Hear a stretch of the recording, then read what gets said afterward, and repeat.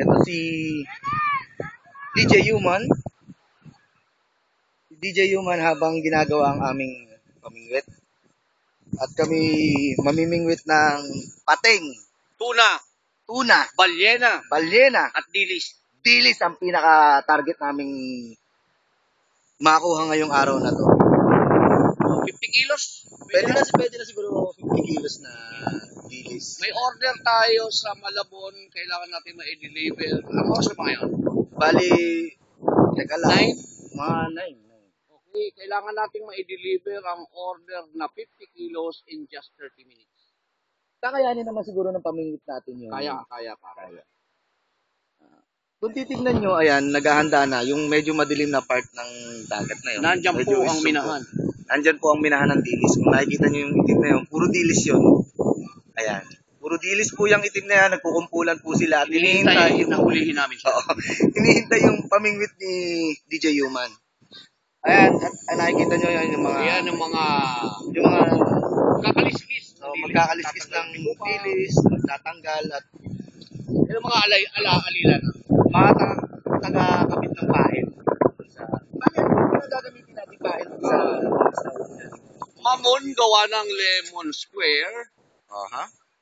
Meron tayong dalawang truck dyan. Yun yung ipapain. Yung pala yung kaninang diniliver ng Lemon Square galing sa May kawayan. May Kawayan sa Miliptong. At yung iba naman, may huhulihin tayong medyo mga magandang klase ng dilis. Inumorder tayo ng pain mula sa Goldilocks. Yun ang talagang pwede nating masasabi na pagka ginamit natin yung pain ng Goldilocks, talagang makakahuli tayo ng napakaraming kasi dilis. doon, bawal humigit doon yung mahinang klaseng dilis. Ang higit lamang doon ay yung magagandang klase ng dilis. At kung makikita nyo, yung gagamitin naming tanse sa panghuli ng dilis. Baka nakikita itlog ko, ano? Hindi naman. Ito, tingnan nyo. Ganito ang gagamitin naming tanse para makahuli kami ng malalaking dilis. Bali, ang huli naming dilis ngayon, siguro pwede na yung mga tigwa 1 inch lang. Oo, pwede. Yun ang order. Yun ang order. Ayan. Ito po, napakita po namin sa inyo kung ano yung gagamitin naming panghuli sa dilis. Paraphernalia. Kung makikita nyo, ito po. Ito ay nanggaling pa sa bansang Sweden. Itong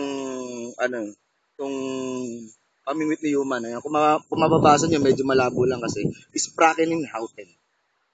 Balutin sa Putin. Ito nga pala si Buboy. Ito yung magagawa ng... Ayan ang magpapala ng dilis na uhulihin namin. Manguhuli kami ng dilis.